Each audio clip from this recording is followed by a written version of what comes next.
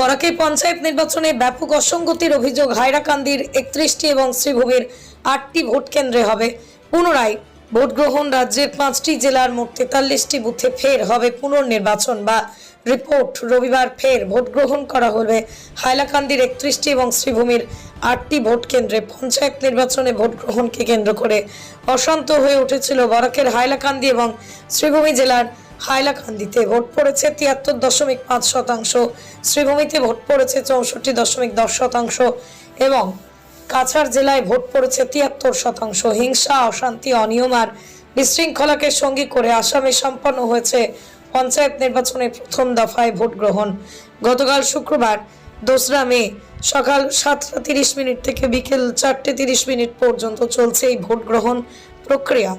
রাজ্যের মোট 14টি জেলায় বিভিন্ন কেন্দ্রে প্রথমেই পর্যায়ে ভোট গ্রহণ হয়েছে।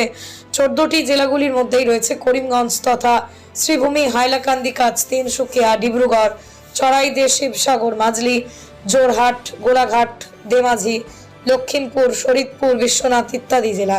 জেলা কমিশনের কাছ থেকেই প্রাপ্ত তথ্য অনুযায়ী প্রথম দফার এই নির্বাচন গড়ে 70.19% ভোটার গতকাল তাদের ভোটাধিকার প্রয়োগ করেছে। নির্বাচন কমিশন জানিয়েছে, কিছু নির্দিষ্ট কেন্দ্র ছাড়া বেশিরভাগ স্থানেই শান্তিপূর্ণভাবে ভোট হয়েছে।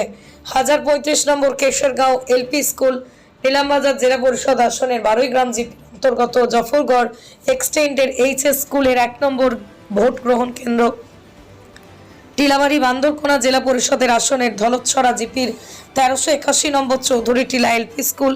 এই আইটি ভোট গ্রহণ কেন্দ্রে আগামীকাল বিপুল অনুষ্ঠিত চলেছে। এছাড়াও হাইলাকান্দি জেলায় 31টি ভোট গ্রহণ কেন্দ্রে আগামীকাল রিপুল অনুষ্ঠিত হবে এবং 292 নম্বর কুরিয়ারপাড় এলপি স্কুল, 613 নম্বর বেহুল টাইবাল এলপি স্কুলের 1 নম্বর ভোট বহন কেন্দ্র, 84 নম্বর বাণীমুখ এলপি স্কুলের, 964 number Haidarthal LP school, Arjun Dutta M স্কুলের 2 নম্বর ভোট গ্রহণ কেন্দ্রে, 767 বন্দুকমারা এলপি স্কুল, 672 সামরিকনা এলপি স্কুল সহ প্রত্যেকটা জায়গায় সুস্থ ভোট।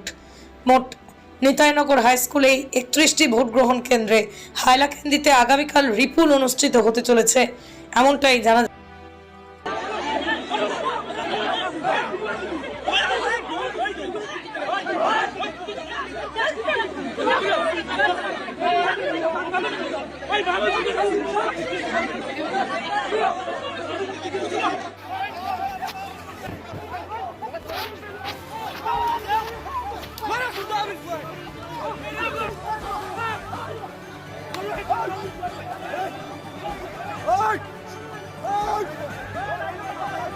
বুটের বাস্ক জলে ফেলানো হয়েছে, এটাই বুটের বাস্ক।